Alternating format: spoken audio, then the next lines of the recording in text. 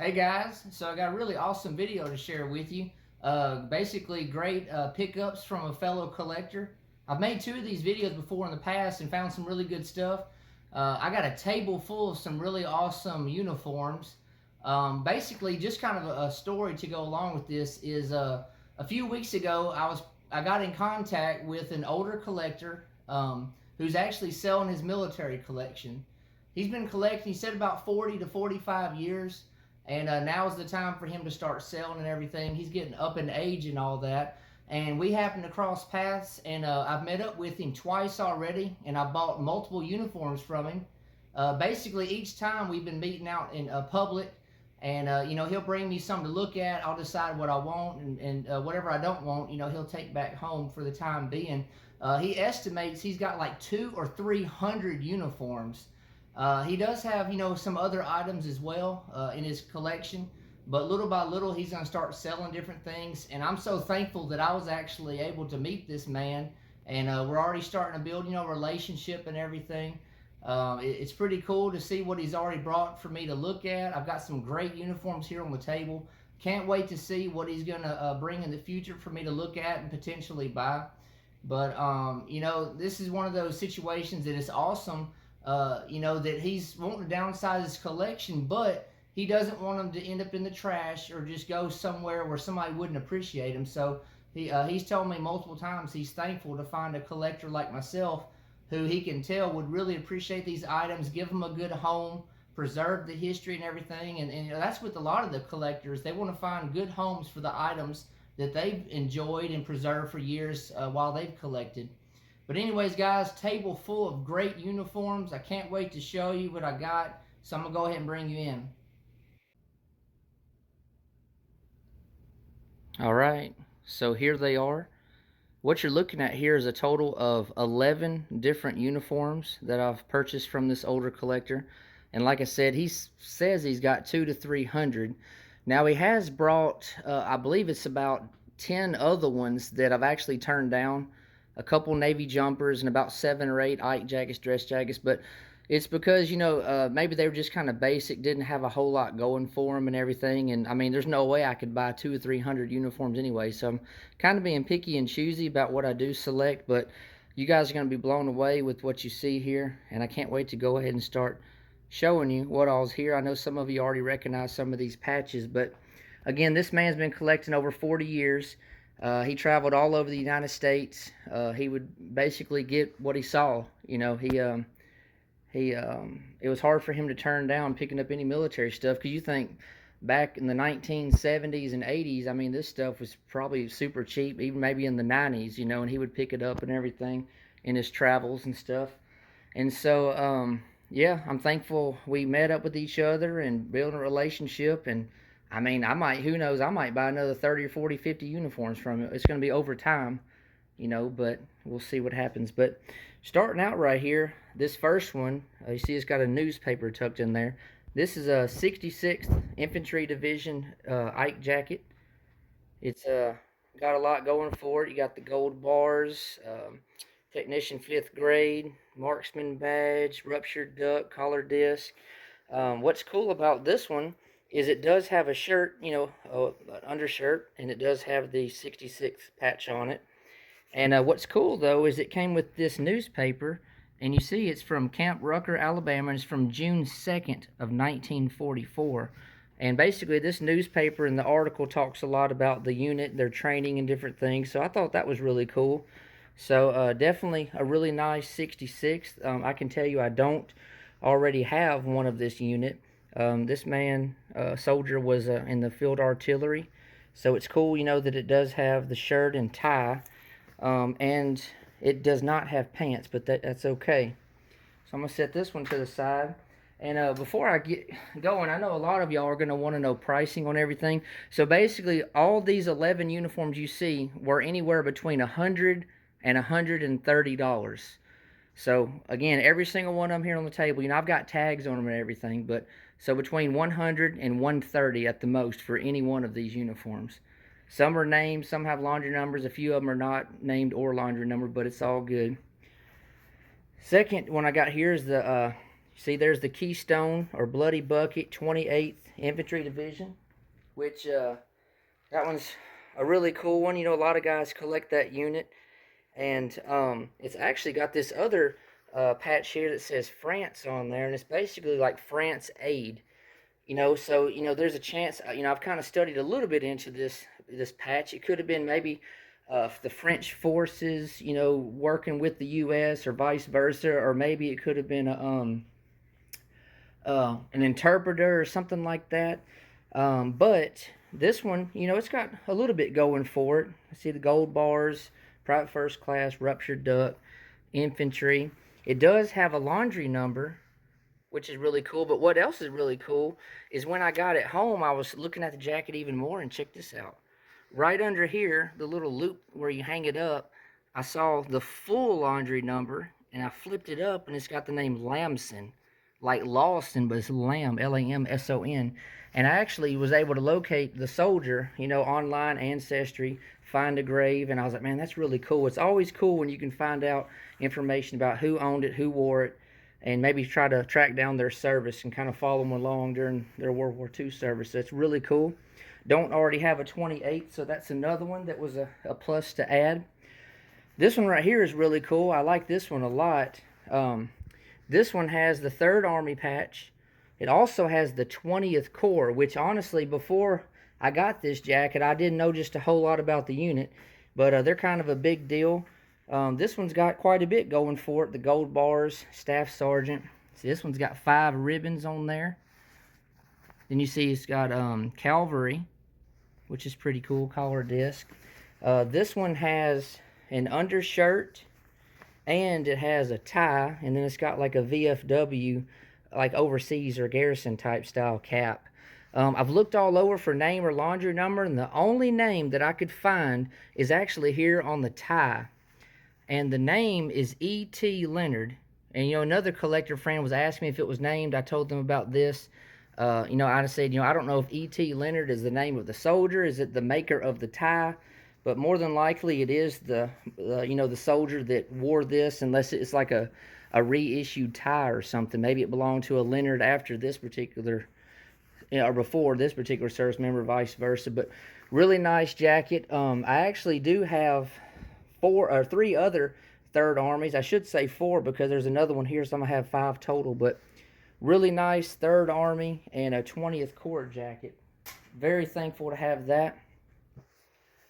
Moving on here, this one is super awesome. I love this one a whole lot.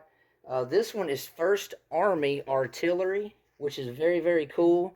It's also got the ETO, European Theater of Operations patch there. Got the gold bars, meritorious unit citation. Field artillery again, ruptured duck, 3 ribbons. And what's cool is this one has, you know, the shoulder cord right there. And that, crap, I can't even remember what it represents. The Irish, let me look at my chicken scratch handwriting here on the tag. Bear with me. I like to kind of know my stuff. Oh, Pershing rifles. So this has the Pershing rifles shoulder cord on there, or, you know, award or decoration. So that's very, very cool. I don't already have a 1st Army jacket with this particular 1st Army patch, so that's really, really cool. Very thankful to add this one to the collection. Next, we got this Marine service jacket or service coat. This one, so you got the 1st Marine Division, Guadalcanal right there. Private first class, ruptured duck. This one is actually named to an E.B. Jones, which I wasn't able to find a whole lot on that particular service member, but some of the other collectors I've reached out to are kind of looking into some stuff for me. But really nice 1st Marine Division jacket. I don't have that unit, which is very, very cool. You know, highly collectible. A lot of guys collect that unit, so I'm thankful to have that one. And lastly, in this first pile, got a 77th Infantry Division, and then you got the Pacific Areas basically patch on the other shoulder. This one's very nice, got a lot going for it. 5 ribbon bars, you got field artillery again, gold bars, 3-year enlistment stripe. This one doesn't have a shirt or anything like that, but still a really nice jacket. And this one was, I don't believe it was named. Let me see. No, this one's no name, no laundry number, but still really nice jacket with a lot going for it. I did not already have a 77th jacket other than a trench coat that I recently sold to another collector, but it's a really nice dress jacket here for a unit I don't have. And we're basically about the halfway point, roundabout. And I want to go with this next pile that I got just yesterday. And I hope you guys are liking this so far. And like I said, my prices were 100 to 130. So most of you guys can probably see I did pretty good on just about all the jackets for that price range. This one right here has a whole lot going for it. I really like it a lot. It's got the second Air Force, Army Air Force patch on there. You got the corporal chevrons. It's got the wings on there, which is really nice.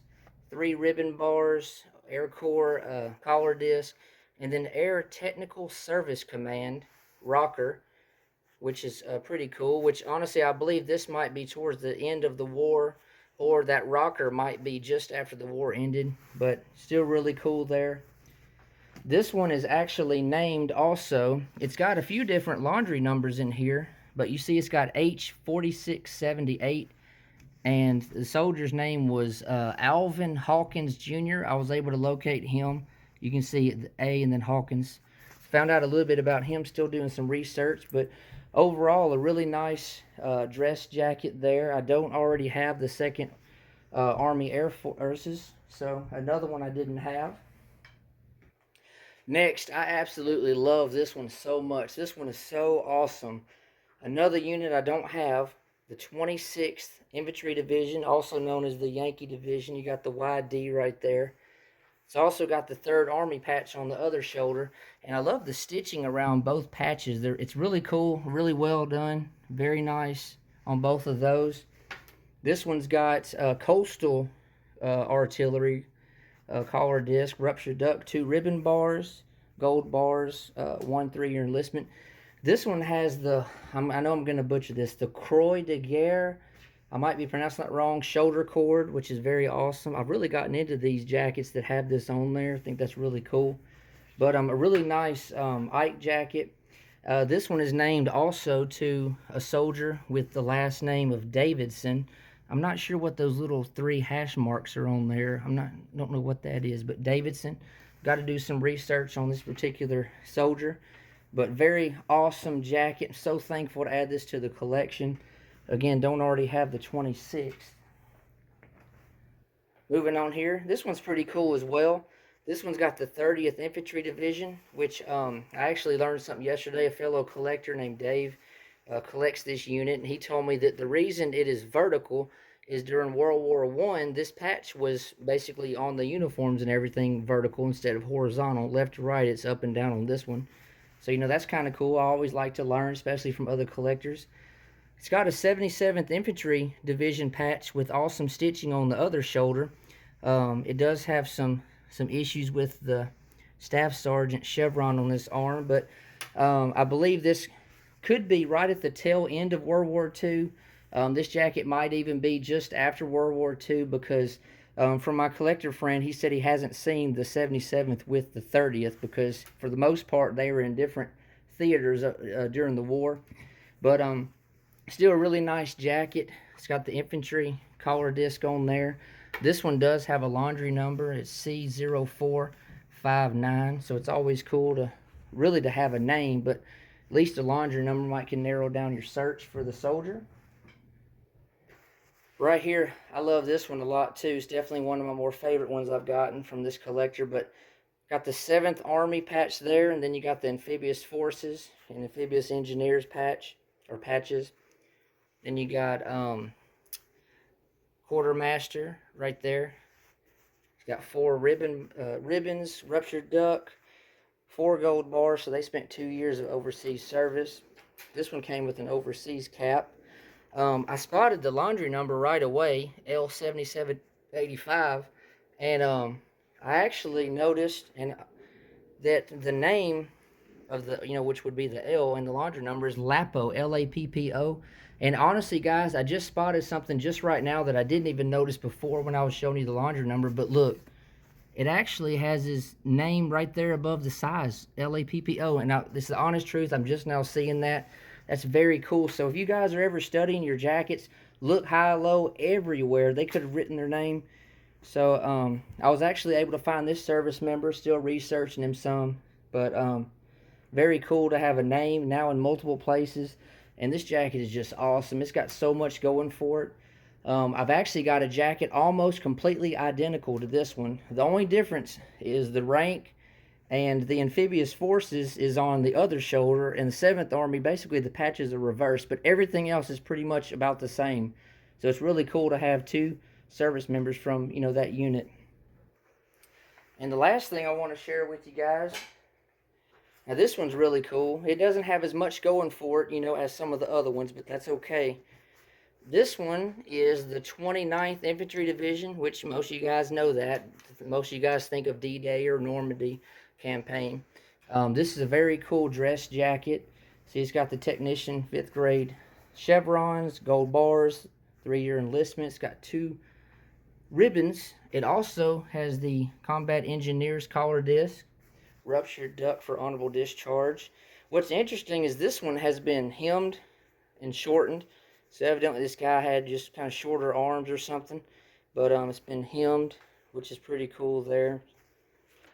This one, unfortunately, does not have a name, but now this particular soldier went, I hate to use the word crazy, but he stamped his laundry number everywhere. It's K3049. You see it's 1, 2, 3 times right there. It's twice right here in the right shoulder area. It's also stamped once here in the left shoulder. So always look in the shoulder areas for markings and names and laundry numbers. I got a couple collector friends trying to help me find this particular soldier, and maybe it would be cool to find out if they were at Normandy, but you never know. Still thankful to have, once again, another unit that I don't already have in my collection. But anyways, guys, I'm going to go ahead and wrap this video up. I hope you like it. I got 11 great uniforms. I think I did good on the pricing with most of them for the most part, And, a lot of times people ask you what something's worth, and really a lot of people say it's worth what someone's willing to pay. So one person might pay $130 for a jacket, another guy might pay, their most would be $75. Just whatever makes you happy, whatever's in your budget, makes you feel comfortable with. But definitely always study and use reference books and kind of get an idea of what you're looking for, characteristics of things to look for. Just different, the more a jacket has going for it, a uniform, the better, the more value it would bring most of the time anyways. So definitely study and research. But I hope you guys like all these uniforms. I plan on getting a whole lot more from this collector. Again, I might get another 30, 40, 50 uniforms from him. I really don't know. I haven't been to his house. He's invited me to come before long. I'm just kind of waiting for him to actually set up a date and time. I'd love to go see it in person. Because like I said, we've been meeting in public these first couple times. And so we'll see what the future brings. Y'all wish me luck and everything. And hope you like this video. And I'll be getting back to you soon.